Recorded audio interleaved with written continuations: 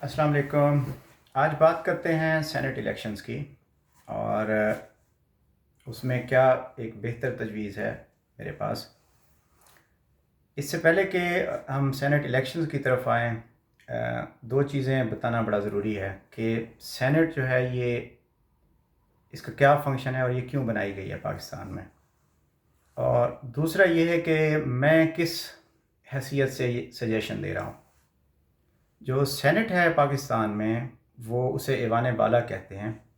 اس کے بنانے کا مقصد یہ تھا، اور اسے کاپی بیسیکلی کیا گیا ہے ہاؤس آف لارڈز جو برطانیہ میں ہے، اس کی تقریباً فوٹو کاپی اس کو کیا گیا ہے، کاپی پیسٹ۔ تو پاکستان کے جو صوبے ہیں وہ آبادی کے لحاظ سے بڑے ہیں اور چھوٹے ہیں۔ جس طرح پنجاب ہے، بڑا صوبہ ہے آبادی کے حساب سے، اور بلوچستان ہے، چھوٹا صوبہ ہے۔ تو جو نیشنل اسمبلی ہے اس میں آبادی کے حساب سے جو بڑے صوبے ہیں ان کی ریپریزنٹیشن زیادہ ہے، اور جو چھوٹے صوبے ہیں ان کی کم ہے۔ اس لیے جو پارلیمنٹ ہے وہ جب بھی کوئی قانون سازی کرتی ہے یا آئین میں کوئی ترمیم کرتی ہے یا نیا آئین بنانے کی کوشش کرتی ہے، تو جو ٹیکنیکلی جو صوبہ بڑا ہے اس کو ایج حاصل ہو جائے گا چھوٹے صوبے کے اوپر۔ تو لامحالہ جب ایک ملک چلتا ہے تو ظاہر ہے ایک جو چھوٹا صوبہ ہے وہ وقت کے ساتھ ساتھ ڈپرائیو فیل کرے گا کہ اس کی تو کوئی سے نہیں ہے کنٹری میں۔ تو اس کو ایکول کرنے کے لیے ایک اور ادارہ بنایا گیا جس کو سینٹ کہتے ہیں۔ تو ان لائکلی جس طرح پارلیمنٹ جو ہے پاکستان کی نیشنل اسمبلی، اس میں مختلف صوبوں کی مختلف جو ہیں وہ سیٹیں ہیں، تو سینٹ میں جتنی سیٹیں ہیں وہ ہر صوبے کی برابر برابر ہیں۔ یعنی کہ جو پنجاب کی سیٹیں ہوں گی وہی بلوچستان کی ہیں، وہی کے پی کے کی ہیں، وہی سندھ کی ہیں۔ تو یہ بیوٹی ہے سینٹ کی، کہ سینٹ جو ہے لیجسلیشن کو ایکولائز کر دیتا ہے تمام صوبوں کے درمیان۔ اس میں سینٹ میں کوئی صوبہ چھوٹا نہیں رہتا، کوئی صوبہ بڑا نہیں رہتا۔ تو دوسری جو چیز ہے کہ میں کس حیثیت سے بات کر رہا ہوں، کہ میں نہ پولیٹیشین ہوں، نہ میں آئینی ایکسپرٹ ہوں، میں تو میڈیکل ڈاکٹر ہوں، میرا تو کوئی اور کام ہے۔ تو پھر میں اس بارے میں کیوں بات کر رہا ہوں؟ میں اس لیے بات کر رہا ہوں کہ میں پاکستان کا شہری ہوں، اور کسی بھی ملک کا جو شہری ہوتا ہے وہ اس نظام کا وارث ہوتا ہے۔ اگر اس میں وہ کوئی خامی دیکھے تو اس کا فرض ہے اسے پوائنٹ آؤٹ کرے۔ اور دوسرا، کسی بھی ملک کا جو پولیٹیکل سسٹم ہے جس کے ذریعے اس ملک کو گورن کیا جاتا ہے، اس کی گورنمنٹس وغیرہ بنتی ہیں، اگر وہ اتنا پیچیدہ ہو کہ وہ عام بندے کی سمجھ میں نہیں آ رہا، ایک ریزنیبل بندے کی سمجھ میں نہیں آ رہا، تو مسئلہ جو ہے وہ لوگوں میں نہیں ہے، پھر اس سسٹم کے اندر مسئلہ ہے۔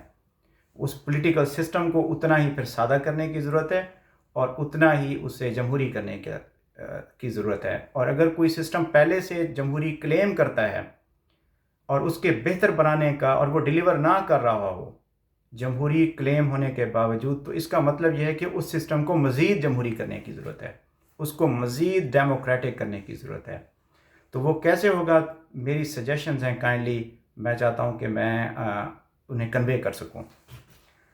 تو اب الیکشن یہ ہے کہ جو پرائم منسٹر صاحب ہیں ہمارے، وہ اسٹرانگلی کہہ رہے ہیں کہ جی میں تو جو سینیٹرز الیکٹ ہیں وہ شو آف ہینڈ کے ذریعے کرواؤں گا، اور جو اپوزیشن ہے وہ کہہ رہی ہے کہ شو آف ہینڈ کس لیے، جو بیلٹ ہے وہ تو سیکرٹ ہونا چاہیے۔ اور اگر اصولی طور پہ دیکھا جائے تو ووٹ ہوتا ہی وہی ہے کہ جو سیکریسی جس کے لیے موجود ہو، جس میں آپ کے پاس پرائیویسی ہو اور آپ کے اوپر کوئی اثر انداز نہ ہو رہا ہو، تبھی تو ووٹ ہے۔ اور جو شو آف ہینڈ ہے وہ تو ہر ایک کو پتہ ہے کہ اگر نیشنل اسمبلی میں اور صوبائی اسمبلی میں فلاں پارٹی کی اتنی سیٹیں ہیں تو اتنے ان کے سینیٹرز اوپر منتخب ہو جائیں گے۔ تو یہ کس طرح کا پھر الیکشن ہوا؟ اب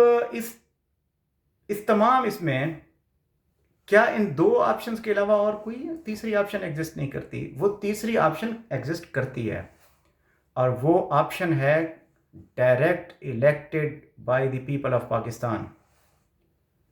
جس طرح نیشنل اور صوبائی اسمبلیوں میں براہ راست انتخاب سے نمائندے عوام چنتی ہے، تو اسی طرح عوام سینیٹرز کیوں نہیں چن سکتی؟ اس میں کیا قباحت ہے؟ کیا یہ غیر جمہوری ہے؟ کیا عوام اگر ڈائریکٹ الیکٹ کرے گی سینیٹرز کو تو کیا یہ جمہوریت نہیں رہے گی یا یہ جمہوریت سے دور ہو جائے گی معاملہ؟ بلکہ میرے حساب سے تو یہ عین جمہوری ہو جائے گا. اگر ایک معاملہ کم جمہوری ہے تو وہ زیادہ جمہوری ہو جائے گا.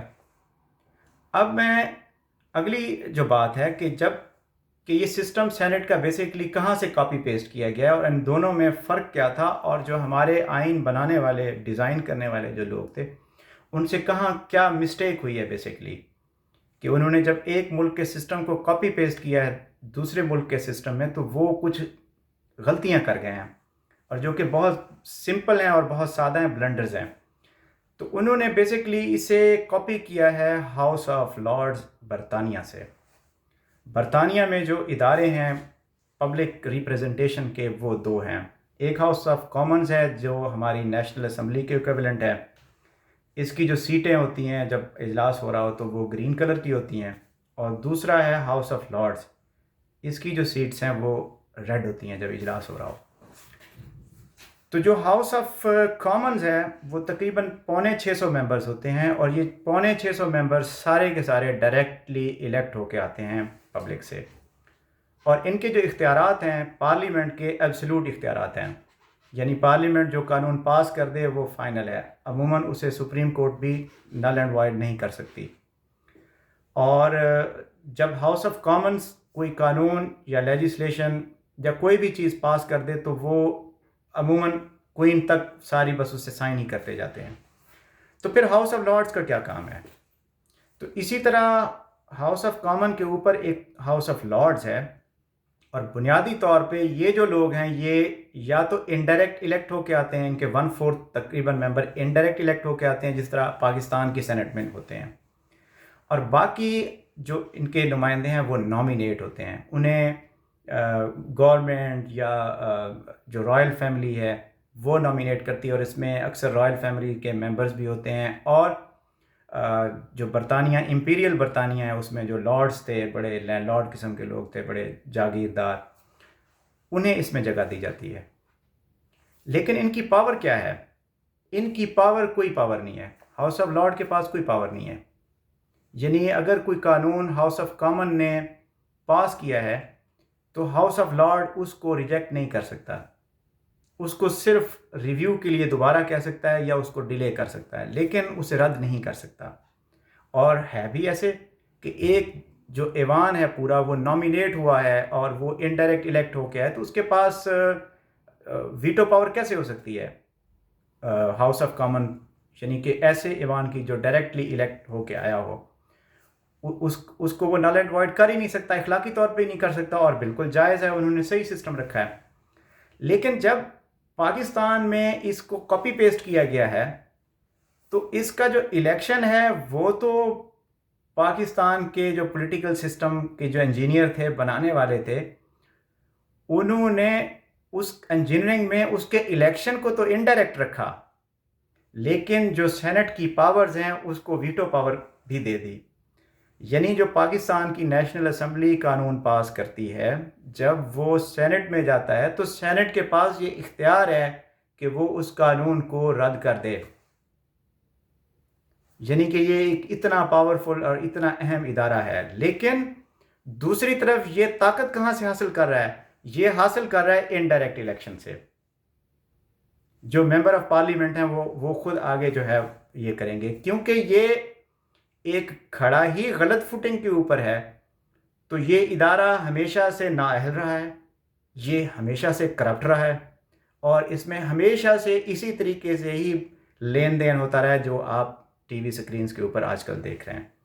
تو میری سجیشن کیا ہے؟ وہ بڑی سادہ ہے کہ ہمارا جو نظام ہے وہ بظاہر لگتا ہے کہ یہ جمہوری ہے، اس کے اوپر جمہوریت کی ایک کیپ چڑھی ہوئی ہے، لیکن یہ تھوڑا سا اسے آپ ڈائسیکٹ کریں تو یہ ٹوٹلی غیر جمہوری ہے. اور کوئی نظام اگر ڈیلیور نہ کر رہا ہو اور وہ جمہوری کلیم کرے تو اس سے مراد یہ ہے کہ اس میں کم جمہوریت ہے اور اسے مزید جمہوری کرنے کی ضرورت ہے، اس کے اندر اور انجیکشن لگانے کی ضرورت ہے ڈیموکریسی کے.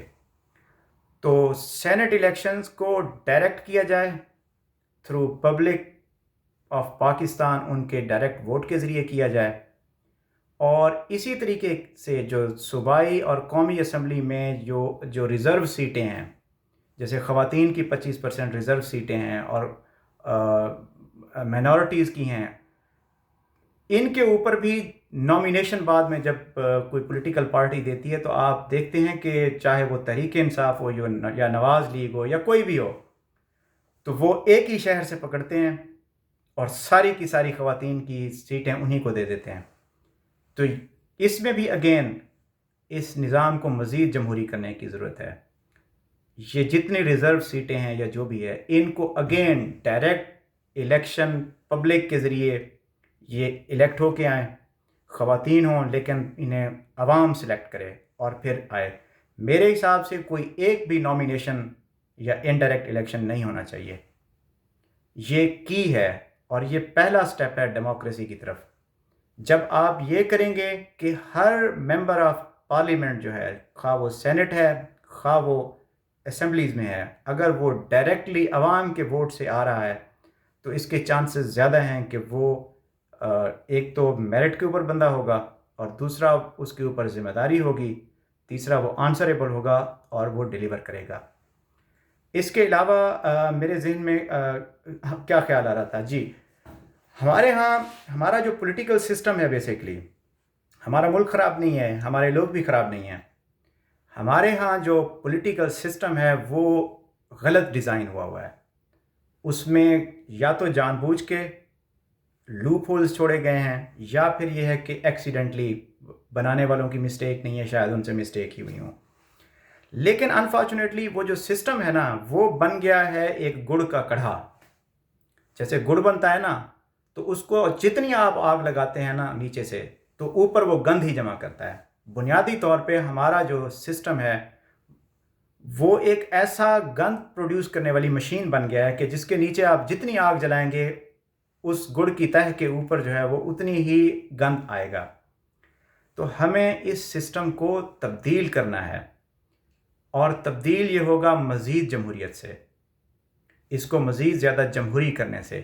اور انفارچونیٹلی آج تک اس تمام یہ جو کرائسس چل رہا ہے سینٹ کا، نہ سپریم کورٹ آف پاکستان سے، نہ کسی میڈیا ہاؤس سے، نہ کسی اینکر پرسن سے، نہ کسی اور جو قانونی اور آئینی ماہر ہے، اس کی زبان سے میں نے نہیں سنا کہ کسی نے یہ تجویز دی ہو کہ آپ ڈائریکٹ عوام سے کیوں نہیں الیکٹ کروا لیتے ان لوگوں کو۔ تو میں منتظر رہوں گا کہ اس آواز کے ساتھ اور لوگ بھی آواز ملائیں اور اس آپشن کے اوپر سوچا جائے، اور انہی چیزوں کو زیادہ جمہوری کرنے سے ہمارے ملک کی بقا ہے۔ اور آپ دیکھیں گے یہی جو سسٹم ہے یہ انشاءاللہ ایک مکھن بنانے والی فیکٹری بن جائے گا۔ جب آپ سسٹم کو ٹھیک کریں گے تو وہ ٹھیک لوگوں کو اوپر لے کے آئے گا۔ Unfortunately problem is with in the political system. یہ جو پولیٹیکل سسٹم ہے یہ سسٹم اٹ سیلف کرپٹ ہے، یہ system it self part of problem ہے، لوگ اور ملک پارٹ آف پرابلم کم ہیں۔ انشاءاللہ دوبارہ ملاقات ہوگی۔ السلام علیکم۔